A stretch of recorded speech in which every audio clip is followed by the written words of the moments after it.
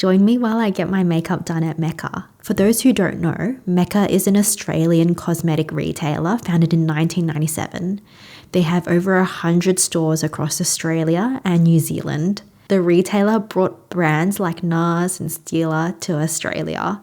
Mecca also have their own private label, which produces a really good sunscreen called To Save Face and some awesome lip products. But like any large company, they have had some scandals, like they underpaid $500,000 to their employees between 2016 and 2022. Mecca offers makeup services where you can redeem the entire cost of the service with product purchases from Mecca. So in my head, with girl math calculations, the whole makeup process is pretty much for free. I'll make sure I include all the names of the products she used on me and leave them in the description below. Stay tuned to see my wear test at the end of the video. I was rusted on with Pimmy today. She has been working as a makeup artist for over 10 years. She used to do some freelance work prior to COVID. Only a select few people are qualified at Mecca to do these makeup services. They have to attend a long course run by Mecca to get trained to be able to offer these services. I snagged the last appointment at the High Point store today, so it seems like they're pretty popular. Pimmy redid my skincare. She removed what I had on already and started applying skincare from Dr. Jart and Charlotte Tilbury. I must say the Cryo-Recovery eye serum did feel good, but I don't know if it's worth $95. For my eyes, Pimmy used 3 eyeshadow quads, 2 eyeshadow sticks, brown gel eyeliner, false eyelash clusters, and mascara to get a cohesive look. The eyes definitely took majority of the appointment time. So before applying foundation, she applies the Bobbi Brown Color Corrector in Peach. For foundation, Pimmy uses NARS Sheer Glow mixed with the Kevyn Aucoin, the Etherealist Skin Illuminating Foundation. The concealer that she used on me was the Hourglass Vanish Seamless Finish Liquid Concealer, and she used it as an eyeshadow base as well. I remember back in the 2010s, I visited America for the first time and I splurged on Mercier products because no store carried it here in Australia until Mecca introduced it to their stores. Sephora didn't come to Australia till 2014, so Mecca was the main high-end cosmetic retailer until they arrived. Sephora and Mecca stock different brands, but they are both considered high-end makeup retailers. Unfortunately, makeup products never go on sale, so my girl math tells me that these services that they offer is like getting my makeup done for free. She uses the Westman Atelier contour stick in Truffle on me and then topped it off with the Hourglass Ambient Light Bronzer. This was the inspiration photo I showed Pimmy. It's a look from a Thailand makeup artist. I really like Thai makeup. It's a cross between Chinese Douyin makeup and Korean makeup.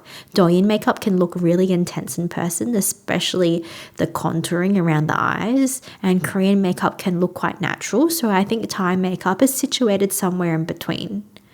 For highlighter, she uses the Hourglass Ambient Lighting Powders in Incandescent Strobe Light and Iridescent Strobe Light. I think they were glowy enough considering how oily I am. The blush she uses on me was a mixture of the Westman Atelier blush in Chouquette and the Glossier Cloud Paint blush in Beam. To set the cream products, she used the Hourglass Ambient Powder blush in Luminous Flush. This combination did not move on my cheeks for over 8 hours. I was so impressed because sometimes cream blushes can fade pretty quickly. Pimmy's favourite brands from Mecca are Hourglass, Laura Mercier and Tom Ford.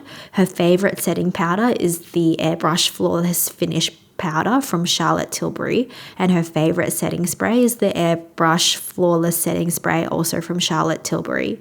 To set my whole face, Pimmy uses her favourite Charlotte Tilbury setting powders. She says it's the most flawless and poreless powder at Mecca. After nearly finishing the base makeup, she goes back to my eyes to do the lower lash line makeup, which is very popular in Asian makeup. She highlights the jelly fat rolls of my eyes to make my eyes look even larger. Whole experience took about 2 hours, where 100 minutes was spent applying the makeup, and in the last 20 minutes, Pimmy helped me use up my $150 redeemable credit to shop in Mecca.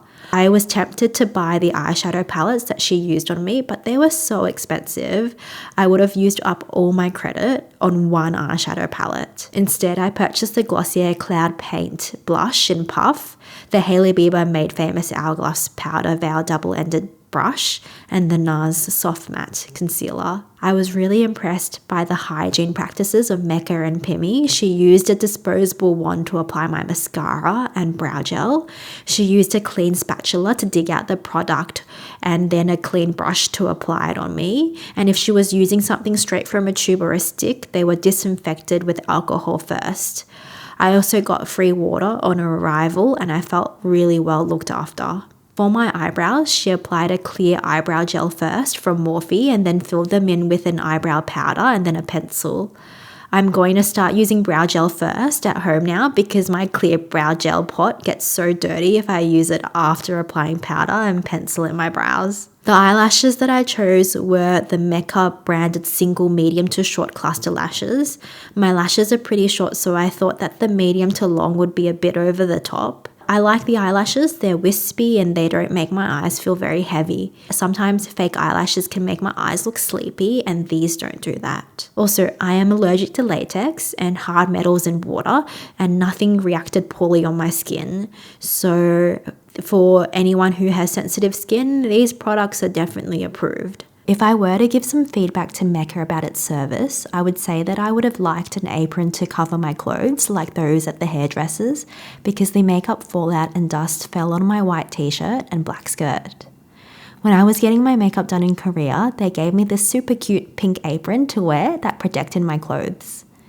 I also wish I could redeem my $150 worth of makeup on a separate day because I felt like I was a little bit rushed to make my decisions. For my lips, she uses 3 products, all from Glossier. The lip liner is in Grip, the lip balm is in Villa, and the gloss is in Clear. And now for the wear test. This first set of photos were taken straight after getting my makeup done with a Canon M50 digital camera, both with flash and without flash. These next set of photos were taken at the 8-hour mark without me touching the makeup. At the 8-hour mark, I could see a hint of the lip liner. The eyeshadow on my right eye started to crease and my own oils were starting to seep through, especially in flash photography. If I was going to an event, I would like to carry some powder because this is a little bit too glowy for my liking. I was surprised that only one eye's eyeshadow was starting to crease, considering she didn't use a specific eyeshadow primer. She only used the Hourglass Vanish Airbrush Concealer as the base. At the end, she sets my makeup with the Charlotte Tilbury setting spray and uses a little fan to help dry the setting spray. Pimmy says that in winter the setting spray takes ages to dry. The lip gloss and lip balm were pretty much gone after I ate, but I was pretty impressed with the foundations.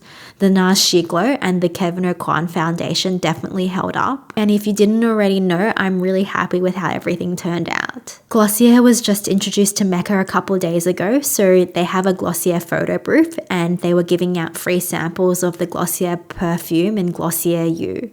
I had a really good experience with the Mecca makeup services. If you choose to use them, I hope you have a good experience too.